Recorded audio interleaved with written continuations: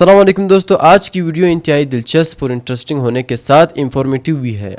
کہ جو کہتے ہیں نا تھوڑی سی مزے کے لیے جو انسان تھوڑے سے مزے کے لیے یہ کر لیتا ہے وہ کر لیتا ہے، تو کہتے ہیں تھوڑی سی مزے کے لیے گناہ نہ کرے، کیونکہ کیا ہوتا ہے مزہ تو نکل جاتا ہے۔ اب میں نے اللہ کی کوئی نافرمانی اگر ہم لے لیں تو میں نے تھوڑے سے مزے کے لیے وہ تو کر لیا، لیکن اب وہ تھوڑا سا وقت تو نکل گیا، مزہ بھی چلا گیا، لیکن کیا ہوا، گناہ ہمارے ساتھ رہ گیا۔ اب وہ گناہ کیا ہوگا، وہ گناہ ہمارے ساتھ قبر تک جائے گا، وہ آخرت کے دن ہمارے ساتھ حشر کے میدان میں کھڑا ہوگا اور ہمیں کیا کرے گا، جہنم میں چھوڑ کے آئے گا۔ تو ہمیں کیا کرنا ہے کہ ہمیں تھوڑے سے مزے کے لیے گناہ نہیں کرنا ہے، ہمیں یہ یاد رکھنا ہے کہ یہ مزہ تو ختم ہو جائے گا، پر یہ گناہ ہمارے ساتھ چلتا رہے گا اور آپ تو جانتے ہیں اس کا اینڈ کہاں ہونا ہے۔ اور اسی طرح تھوڑی سی مشقت کے لیے آپ نیکی کرنا نہ چھوڑیں، کیونکہ کیا ہوتا ہے کہ جو تھوڑی سی مشقت ہوتی ہے نا اس وقت وہ بھی نکل جاتی ہے۔ جیسے کہ اب مجھے تہجد میں اٹھا نہیں جا رہا ہے یا فجر میں اٹھا نہیں جا رہا ہے نماز کے لیے، اور وہ مشقت ہوتی، تکلیف ہوتی ہے، آپ سب جانتے ہیں، مجھے بھی ہوتی ہے، تو وہ تکلیف ہوتی ہے، تو ہم کیا کرتے ہیں کہ ارے سو جاتے ہیں نا، اٹھ کے قضا کر لیں گے، کیا مشقت کی وجہ سے۔ تو کیا ہوتا ہے تھوڑی سی مشقت کی وجہ سے آپ نیکی کرنا نہ چھوڑیں، کیونکہ کیا ہوتا ہے کہ مشقت کا وقت تو ختم ہو جاتا ہے، لیکن جو نیکی رہتی ہے وہ بھی سیم آپ کے ساتھ قبر تک جاتی ہے، حشر کے میدان میں آپ کے ساتھ کھڑے رہتی ہے، اور نیکی کیا کرتی ہے، آپ کو جا کے جنت میں چھوڑاتی ہے۔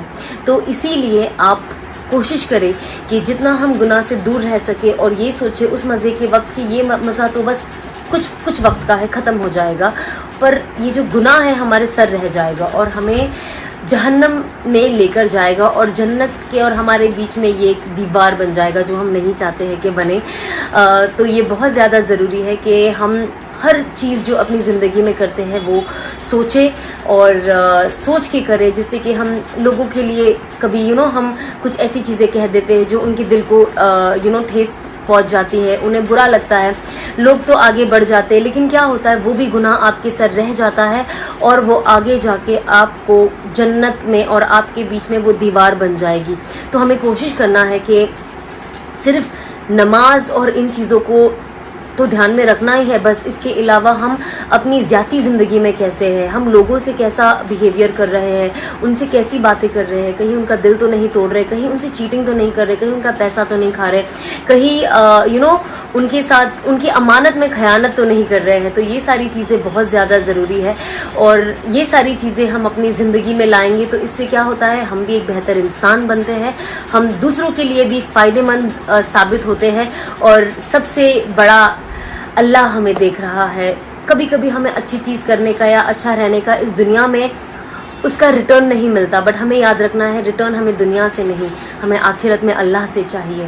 تو بس یہ مجھے آپ سے شیئر کرنا تھا، کیونکہ یہ چیز میری لائف میں بہت بہت بہت ڈفرینس لائی، اور آپ دیکھ رہے ہو آج جو میں میں کہہ سکتے ایک الگ انسان جو بن گئی ہوں، اور یہ چیز نے میری لائف میں بہت پازیٹیولی امپیکٹ کیا ہے۔ یہ دو چیز اس پہ ہماری پوری زندگی بیسڈ ہے اور اس سے ہی ہماری دیکھا جائے تو پوری زندگی ہے، پیدا ہونے سے لے کے قبر کے گھڑے تک۔ تو بس میں نے سوچا آپ سب سے بھی شیئر کر دوں، تاکہ ہم جو اپنے لیے محنت کر رہے ہیں، اپنی جنت کے لیے محنت کر رہے ہیں، ہم اگر دوسروں کو بھی ساتھ لے کر چلے اور ان کی بھی جنت بنانے میں ان کی مدد کرے، تو اس سے اچھا کیا ہی بات ہوگی۔ My Muslim friends say کہ after death سارے مسلمز جو ہے وہ ہیون میں جاتے ہیں، and whoever is non-Muslim will go to hell. So I wanted a clarification on this point کہ ہر ایک کی آفٹر ڈیتھ جو ڈیسائیڈ ہوتا ہے وہ اپنے کرم پر ہوتا ہے، تو مجھے اس بات کے اوپر کلیریفیکیشن چاہیے تھے کہ why all Muslim will go to heaven and non-Muslim will go to hell. If at all we do good deeds, like if non-Muslim also does good deeds, why they will go to hell? بہن نے اچھا سوال پوچھا ہے کہ ان کی ایک سہیلی نے کہا کہ مسلمان آخرت میں جنت میں جائیں گے، غیر مسلم دوزخ میں جائیں گے۔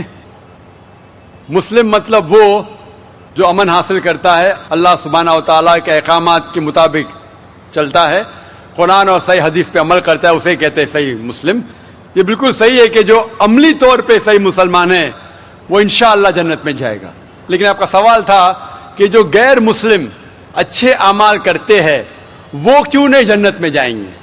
بہن، जन्नत में जाने के लिए 4 शराइत है. जब मैं मेरा 10th स्टैंडर्ड पास किया, मैं सेंट पीटर्स स्कूल से फारिग हूं, जब मैं ICSE में था 10वीं में, मेरे एग्जामिनेशन में 6 कंपल्सरी सब्जेक्ट्स थे. English, mathematics, science, geography, history, Hindi, 6 subjects compulsory. 6 subjects में पास होना कंपल्सरी है. इसी तरीके से इंसान को जन्नत में जाने के लिए 4 शराइत है. ये लिखा है सूरह अल असर में, सूरा नंबर 103 आयत नंबर 1, 2, 3, जिसमें अल्लाह ताला फरमाते वल अस्र इन्नल इंसान लफी खुस्र इल्ला लज़ीना आमनू व अमिलु सॉलिहाति व तवासौ बिल हक़ व तवासौ बिस सब्र. अल्लाह सुब्हानहू व तआला कसम खा रहे हैं वक्त की, असर की. बेशक इंसान खसारे में है. सिर्फ वो लोग जो 4 चीज में सफलता पाते हैं वो लोग खसारे में नहीं हैं. और ये 4 चीजें ईमान, अमल सॉलिहात व तवासौ बिल हक़ व तवासौ बिस सब्र. जिस तरीके से मुझे 10th स्टैंडर्ड पास करने के लिए 6 सब्जेक्ट्स में पास होना कंपलसरी है. मिसाल के तौर पे अगर मुझे mathematics, English, history, geography, science में 99% मार्क्स मिलते हैं, 99%, और हिंदी में सिर्फ मुझे 10% मिलते हैं, एंड पासिंग मार्क्स इज 40%. पास होने के लिए 40 मार्क्स की जरूरत है. अगर एक सब्जेक्ट में, हिंदी में, मुझे 10% मार्क्स मिलते हैं और बाकी 5 सब्जेक्ट में 99% मार्क्स मिलते हैं, क्या मैं 10th स्टैंडर्ड पास करूंगा कि नहीं? बहन, मैं आपसे पूछना चाहता हूं, क्या मैं 10th स्टैंडर्ड में सफलता पाऊंगा कि नहीं? एक सब्जेक्ट में 10%, बाकी 5 सब्जेक्ट्स में 99%, क्या मैं 10th स्टैंडर्ड पास करूंगा कि नहीं? नहीं. क्यों? क्योंकि मुझे हिंदी में 10% मार्क्स मिले, भले 99 मिले बाकी 5 सब्जेक्ट, हिंदी में 10 फेल. उसी तरीके से जन्नत में जाने के लिए सूरह अल असर के हिसाब से 4 चीजें जरूरी है. ईमान, अमल सॉलिहात, नेक अमाल जो आप कह रहे, वतवासौ बिल हक, लोगों को हक की तरफ बुलाना, वतवासौ बिस्सब्र, लोगों को सब्र की तरफ बुलाना. 4 चीजें जरूरी है. एक भी चीज अगर इन चारों में से मिसिंग है, मौजूद नहीं है, अगर आप एक भी चीज में फेल होते हैं तो आप जन्नत में नहीं जा सकते. अगर आप कहते हैं कि आप अच्छे इंसान हैं, आमाल में आप बहुत अच्छे अमाल करते हैं, मान लो आपको 99 मार्क्स मिले अमाल में, 99, लेकिन ईमान में तो आप फेल है. आप ये नहीं मानते कि अल्लाह एक और मोहम्मद सल्लल्लाहु अलैहि वसल्लम आखिरी पैगंबर है, जो सारी मजहबी किताब में लिखा है, तो आप ईमान में फेल है. आप कितने भी नेक काम करो, 99% मिले, 100% मिले, बाकी 3 हिस्से में ईमान में लेकिन फेल हुए, तो आप जन्नत में नहीं जाएंगे. इसी तरीके से अगर कोई इंसान नाम का मुसलमान है, नाम का मुसलमान है, अच्छे अमाल नहीं करता है, नेक अमाल नहीं करता है, वतवासौ बिल हक, दावत नहीं देता है, लोग को हक के राह पे नहीं बुलाता है, या लोग को सबर की तरफ नहीं बुलाता है, सिर्फ नाम का मुसलमान है, मोहम्मद, सुल्तान, जाकिर, अब्दुल्ला, तो वो जन्नत में नहीं जाएगा. उसे जन्नत में जाने के लिए ईमान, अमल सॉलिहात, वतवासौ बिल हक, वतवासौ बिस सब्र, चारों चीज की जरूरत है. इसीलिए आप अमाल कितने भी अच्छे, अगर ईमान नहीं है कि अल्लाह एक है और अल्लाह के अलावा किसी की इबादत नहीं करना चाहिए, और ईमान नहीं है कि मोहम्मद सल्लल्लाहु अलैहि वसल्लम आखिरी पैगंबर है, तो आप जन्नत में कभी भी नहीं जाएंगे. बहन, क्या आप मेरे जवाब से सहमत है? Yes. Thank you for clarifying the point. Most welcome. Media में एक हदीस को अक्सर उछाला जाता है जिहाद के मामले में. वो सही बुखारी की हदीस है, जिल्द नंबर 4, किताब जिहाद, चैप्टर नंबर 2, हदीस नंबर 46. इसमें लिखा है, अबू हुरैरा रज़ियल्लाहु अन्हु फरमाते हैं कि अल्लाह के रसूल फरमाते हैं कि मुजाहिद एक ऐसा इंसान है जो लगातार नमाज पढ़ रहा है और लगातार रोज़ा रख रहा है, और जब एक मुजाहिद मैदान जंग में जाता है और अगर उसका इंतकाल होता है तो वो इंशाअल्लाह जन्नत में जाएगा. लेकिन अगर वो जीत के वापस आता है तो उसे इस دنیا کی دولت ملتی ہے. اکثر یہ حدیث کو لے کے لوگ اسلام کو بدنام کرتے. مجاہد جہاد کرو جنت میں جاؤ. بھگوت گیتا جب پڑھتے ہیں، بھگوت گیتا میں لکھا ہے chapter number 2 shloka number 37 verse number 37، Shri Krishna کہتے ارجن سے کہ آپ میدان جنگ میں جاؤ، اگر آپ مر جائیں گے تو آپ سورگ میں جائیں گے، اگر آپ جیت کے واپس آئیں گے تو آپ کو اس دنیا کی دولت ملیں گی. ہو بہو جو صحیح بخاری میں لکھا ہے وہی لکھا ہے بھگوت گیتا میں. تو میں کہتا ہوں ہندوؤں سے آپ اپنی کتاب کا مطالعہ کرو، انشاءاللہ آپ اسلام اور اچھے سے سمجھ پائیں گے. اسی لیے میں کہتا ہوں دا ماسٹر کی فار دعویٰ، سارے تالوں کو کھولنے والی چابی دعوتی میدان میں، تعالوا الی کلمۃ سواء بیننا و بینکم، آؤ اس بات کی طرف جو آپ اور ہم میں یکساں ہے. چوتھی اسٹریٹجی جو میڈیا اکثر استعمال کرتی ہے وہ ہے کہ کئی چیزیں کہتی ہے اسلام کے بارے میں جو اسلام میں موجود ہی نہیں ہیں. مثال کے طور پہ اسلام اور سائنس میں ہمیشہ اختلاف ہے. بالکل غلط بات ہے. قرآن مجید میں 6000 سے زیادہ آیتیں ہیں، اس میں سے 1000 سے زیادہ سائنس کے بارے میں ہے، اور ایک بھی قرآن کی آیت نہیں ہے جو سائنس نے کہا ہے کہ یہ غلط ہے. میڈیا کہتی ہے کہ اسلام میں خواتین کے حقوق نہیں ہیں، خواتین کو اسلام میں دبایا جاتا ہے، خواتین کو جنت ملتی ہی نہیں اسلام میں. میری تقریر آپ سنیں گے اسلام میں خواتین کے حقوق، آپ دیکھیں گے ماشاءاللہ. اسلام ایک واحد مذہب ہے. محمد صلی اللہ علیہ وسلم نے جتنے خواتین کو حقوق دیے ہیں قرآن اور حدیث میں کوئی بھی مذہب نہیں دیتا، یہاں تک کہ مغربی تہذیب بھی نہیں دیتی. تو اکثر کئی بار میڈیا ایسی چیزیں فرماتی ہے اسلام کے بارے میں جو اسلام میں موجود ہی نہیں ہے.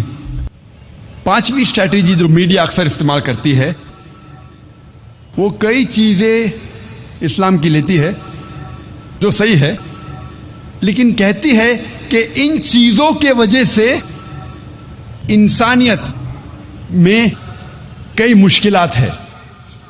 اسلام کی تعلیمات کو لیتی ہے اور کہتی ہے ان تعلیمات کی وجہ سے انسانیت میں کئی مشکلات ہے. There are problems in humankind.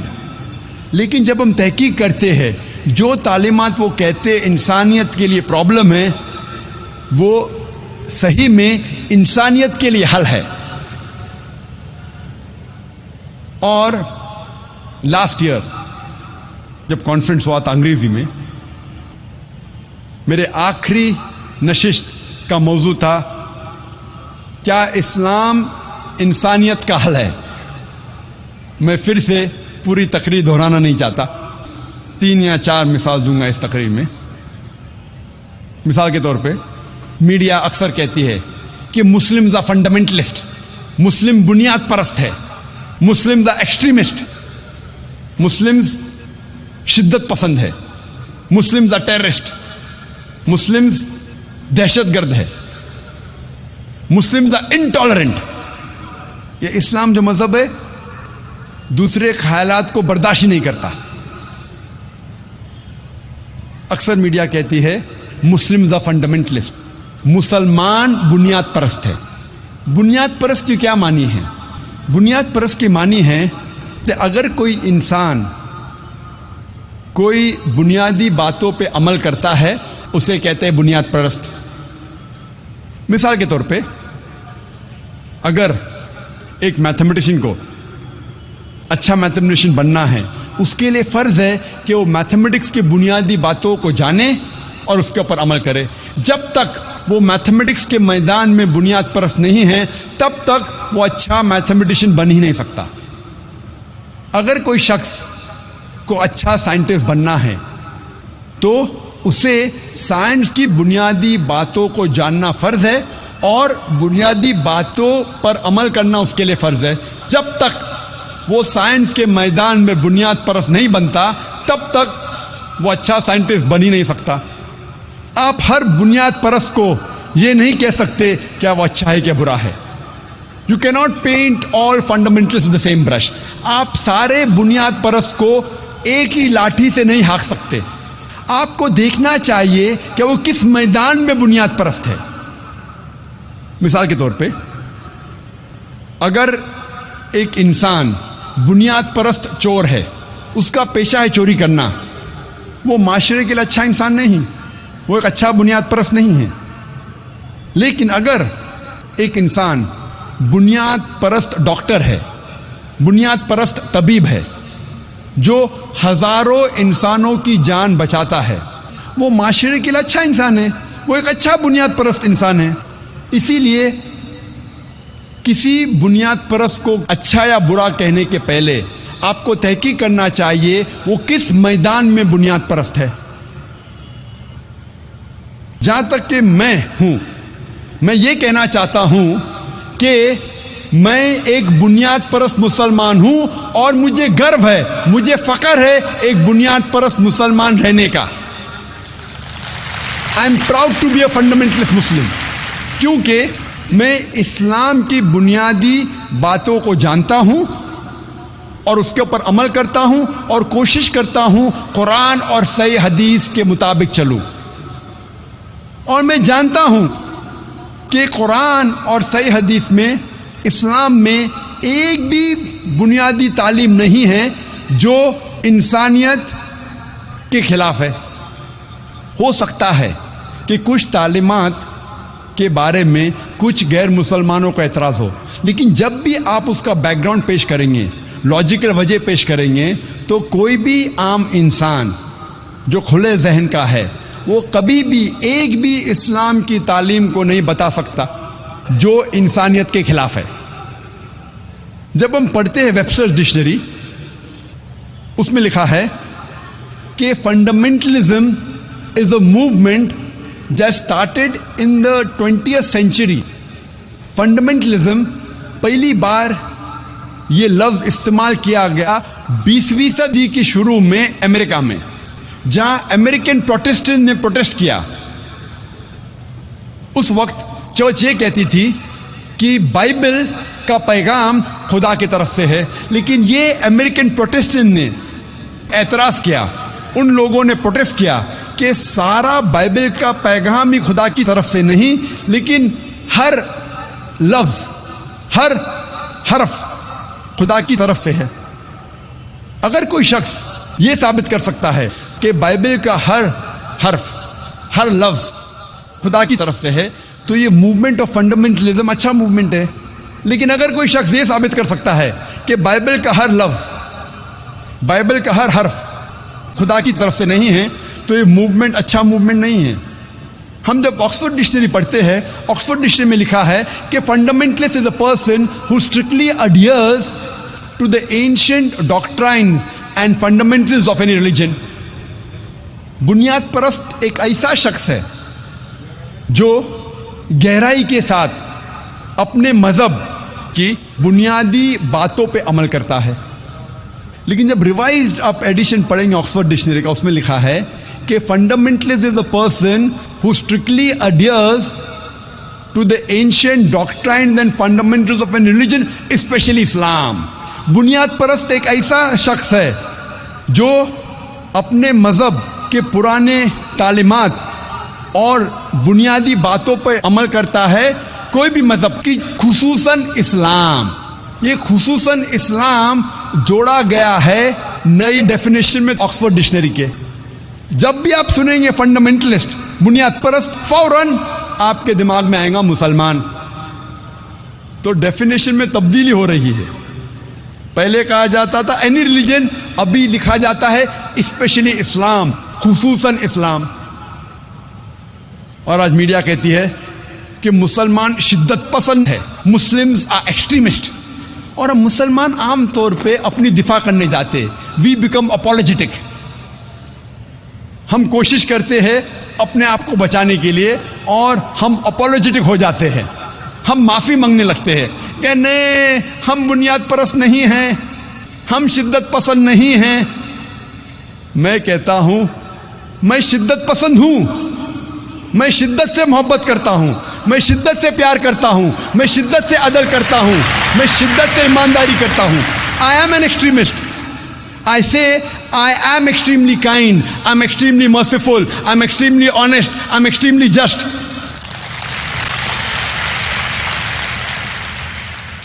شدت کے ساتھ کسی سے پیار کرنا بری بات ہے, شدت کے ساتھ عدل کرنا بری بات ہے, شدت کے ساتھ ایمانداری کرنا بری بات ہے. جب آپ کا فائدہ ہے تو ایمانداری کرو, نقصان ہے تو ایمانداری مت کرو. اسلام میں یہ نہیں سکھا گیا. اسلام میں کہا گیا ہے کوئی بھی کام ایمانداری سے کرو, چاہے آپ کا فائدہ ہو رہا ہے نقصان ہو رہا ہے. آپ کو شدت کے ساتھ ایمانداری کرنا چاہیے. We Muslim should not be apologetic. ہمیں افسوس نہیں کرنا چاہیے. ہم اکثر کئی بار اپولوجیٹک بن جاتے ہیں. آج میڈیا کہتی ہے مسلمز آر ٹیررسٹ, مسلم دہشت گرد ہے. دہشت گرد کی کیا معنی ہے؟ اگر ایک انسان کسی دوسرے انسان کے دل میں دہشت پیدا کرتا ہے اسے کہتے ہیں دہشت گرد. مثال کے طور پہ جب بھی کوئی چور ایک پولیس کو دیکھتا ہے تو اس چور کے دل میں دہشت پیدا ہوتی ہے, تو اس چور کے لیے وہ پولیس والا دہشت گرد ہے. میں کہتا ہوں اسی طریقے سے ہر مسلمان کو جب بھی کوئی چور دیکھتا ہے اس چور کے دل میں دہشت پیدا ہونا چاہیے. ہر مسلمان ہر چور کے لیے دہشت گرد بننا چاہیے. ہر مسلمان کو دہشت گرد بننا چاہیے. کس کے لیے؟ چور کے لیے. جب بھی کوئی چور مسلمان کو دیکھتا ہے اس کے دل میں دہشت پیدا ہونا چاہیے. جب بھی کوئی بلاತ್ಕಾರ کرنے والا مسلمان کو دیکھتا ہے اس کے دل میں دہشت پیدا ہونا چاہیے. جب بھی کوئی اینٹی سوشل ایلیمنٹ, جب بھی کوئی غلط کام کرتا ہے, چوری کرتا ہے, ڈاکہ ڈالتا ہے, جب مسلمان کو دیکھتا ہے اس کے دل میں دہشت پیدا ہونا چاہیے. اور یہ تو قرآن میں لکھا ہے سورہ انفال میں, سورہ نمبر 8 آیت نمبر 60 میں, کہ مسلمان سے کہا گیا ہے کہ مسلمان کو اینٹی سوشل ایلیمنٹ, غلط لوگوں کے دل میں دہشت پیدا کرنا چاہیے. لیکن عام طور پہ دہشت گرد اسے کہا جاتا ہے جو ایک معصوم انسان کے دل میں دہشت پیدا کرتا ہے. اس پس منظر میں کوئی بھی مسلمان, کوئی بھی معصوم انسان کے دل میں, چاہے وہ مسلم ہو یا غیر مسلم ہو, اس کے دل میں کبھی بھی دہشت نہیں پیدا کرنا چاہیے. اور ہم دیکھتے ہیں اکثر کئی بار وہی شخص وہی کام, لیکن اس شخص کو دو لیبلز دیے جاتے ہیں, دو القاب دیے جاتے ہیں.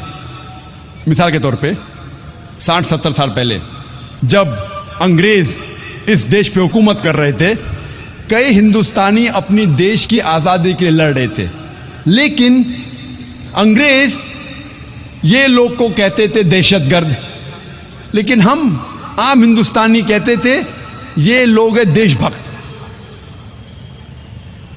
اگر آپ انگریز کے نظریے سے سہمت ہے کہ انگریز کو حق تھا ہندوستان کے اوپر راج کرنے کا, تو آپ بے شک یہ لوگ کو کہیں گے کہ دہشت گرد ہے. لیکن اگر آپ عام ہندوستانی کے نظریے سے سہمت ہے کہ انگریز ہندوستان میں تجارت کرنے آئے تھے, انہیں ہندوستان پہ راج کرنے کا کوئی حق نہیں, تو آپ کہیں گے یہ لوگ ہے دیش بھکت. وہی انسان وہی کام, لیکن دو القاب. اسی لیے لقب دینے کے پہلے آپ تحقیق کرو کس وجہ کے لیے وہ انسان جد و جہد کر رہا, اور آپ تاریخ میں کئی مثال دے سکیں گے. میں علاقہ دیکھ کے میری مثال بدلتے رہتا ہوں. قرآن میں لکھا ہے تعالوا الی کلمۃ سواء بیننا و بینکم, آؤ اس بات کی طرف جو آپ اور ہم میں یکساں ہے. جب میں UK میں تقریر کر رہا تھا اور USA میں, تو میں نے کہا